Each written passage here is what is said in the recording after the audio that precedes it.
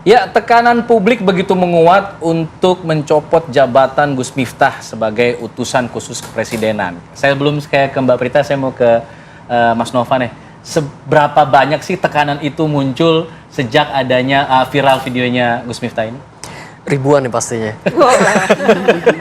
Ribuan.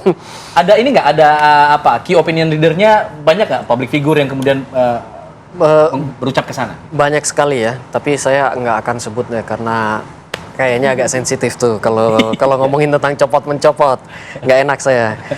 Tapi tekanan untuk mencopot ini juga dampaknya ke banyak hal ya, bukan cuma ke Gus Miftahnya, tapi juga ke kabinetnya Pak Prabowo. Karena setidaknya sudah ada beberapa yang berbicara tentang Gus Miftah kan ke kantor komunikasi presiden. Jadi orang melihatnya kok ini membuat pemerintah mengurusi hal-hal yang remeh-temeh seperti ini. Baru 1 bulan sudah ada beberapa kayak kalau mungkin bisa dikatakan krisis komunikasi itu. Ada sebelumnya ada Mendes kalau nggak salah, lalu sekarang Pak Miftah. Pernah juga ramai tentang goodie bag yang ada gambar wakil presidennya. Ya. Seperti itu ya.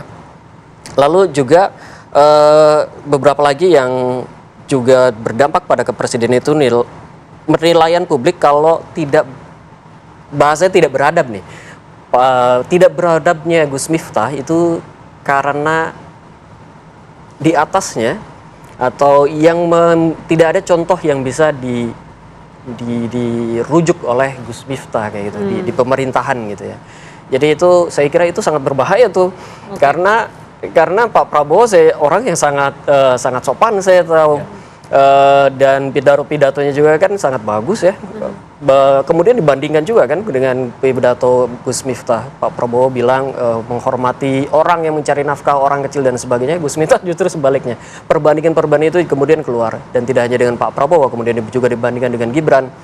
Yang juga malah memborong ST.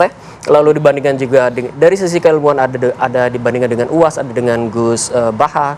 Lalu juga kalau di panggung, aksi-aksi panggung dibandingkan juga dengan salah satu penyanyi itu, Niken Salindri. Nah, jadi dari sisi komunikasi itu permasalahannya, dari sisi reputasi kepada pemerintahan saya kira banyak sekali dampaknya. Netizen bicaranya kan keras ya kalau netizen itu.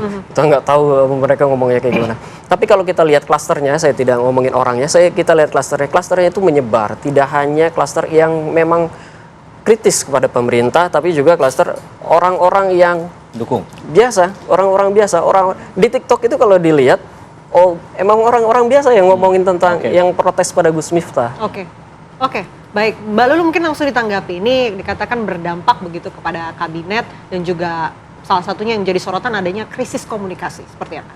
Itu sebabnya kami hadir. Jadi memang pemerintah ini baru 1 bulan, tadi disampaikan ada beberapa dinamika dalam komunikasi dan yang itu merupakan bagian yang kita sedang bangun sistemnya. Sistemnya sudah ada, dasar hukumnya sudah ada, dilakukan oleh Kantor Komunikasi Kepresidenan untuk tadi kami sampaikan monitoring evaluasi komunikasi pemerintah. Jadi kami berupaya untuk bahkan sebelum hal-hal yang sensitif disampaikan kepada publik, kami berusaha menjaganya terlebih dahulu agar jangan seperti ini, jangan seperti pemadam kebakaran, ada kebakaran kemudian dipadamkan, tapi dari awal dikelola sedemikian rupa. Tujuannya adalah tujuannya adalah membangun komunikasi yang dekat kepada rakyat, membangun kepercayaan publik. Karena tadi apa yang disampaikan, sikap Pak Prabowo ini jelas sekali sebenarnya. Kami ini berjuang dikatakan berkali-kali kita bekerja untuk rakyat kecil, seperti itu. Kita bekerja untuk rakyat.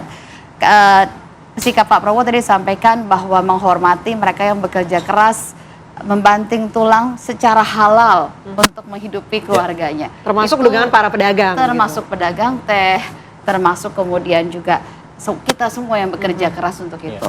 Nah, tadi cermati tadi bagaimana dinamika di sosial media. Sebenarnya apa yang terjadi di sosial media membantu sebenarnya pemerintah untuk mengawasi itu sendiri. Seperti tadi dikatakan, bisa jadi kami tidak tahu. Kantor Komunikasi Kepresidenan tidak bisa berada di semua tempat pada waktu yang sama. Mata-mata dari para netizen, mata-mata dari rakyat inilah yang membantu mengawasi komunikasi pemerintah. Jadi memang hal ini sangat dibutuhkan untuk menjaga kepercayaan publik agar program-program pemerintah bisa sepenuh-penuhnya berjalan untuk masyarakat. Oke, tadi kan PCO tadi dikatakan punya fungsi sekarang untuk mengawasi dan mengevaluasi, tapi punya wewenang untuk memberikan sanksi juga nggak? Tidak, memberikan sanksi tetap presiden yang memberikan sanksi. Jadi kita menunggu nanti, apakah nanti akan ada sanksi presiden? Sejauh ini presiden sudah memberikan teguran, dan baru 1 bulan kabinet bekerja dan diberikan kesempatan untuk melakukan pekerjaannya. Oke. Baik.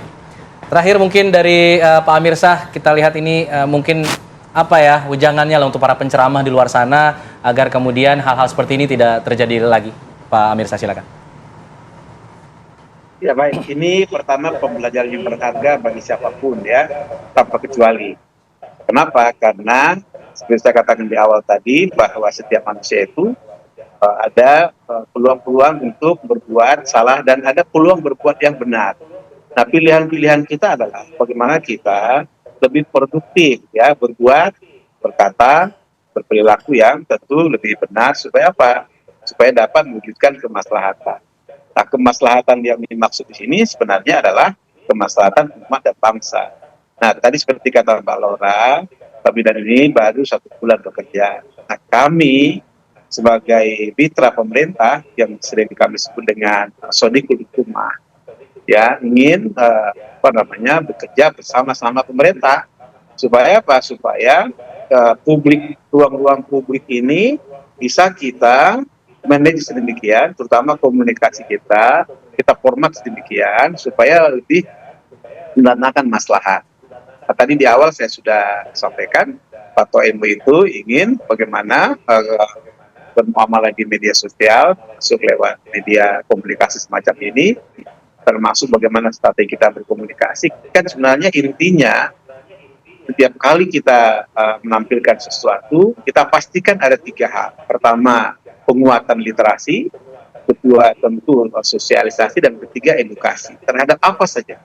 Apakah kita sebagai guru, dosen, mubalik, apalagi pejabat publik yang kanan kiri muka belakang atas bawah ada mata dan telinga yang terus melihat ya. Karena itu permintaan maaf Gus Miftah adalah satu perbuatan yang mulia. Soal bagaimana tadi pertanyaannya oleh teman-teman di media itu kita terangkan sebelumnya bagaimana monitoringnya, bagaimana evaluasinya, dan bagaimana sanksinya. Itu saya kira sudah ada mekanisme yang dibuat oleh kementerian. Saya kira terima kasih. Assalamualaikum warahmatullahi wabarakatuh. Waalaikumsalam. Terima kasih banyak Pak Amir Shah atas waktu di Pakarawan Indonesia Pagi, Mbak Lulu dan juga Mas Nova. Terima kasih. Mungkin kita lihat ya langkah kedepannya apa yang akan diambil mungkin oleh Presiden Republik Indonesia. Terima kasih. Sebelum tutup segmen silakan diminum. Ini ada teh manis nggak pakai es? Teh manis ya. Oh iya. Kami jeda dulu nanti ya. Kita akan kembali lagi dengan pembahasan lainnya. Tetap bersama kami di sini di Kabar Indonesia Pagi.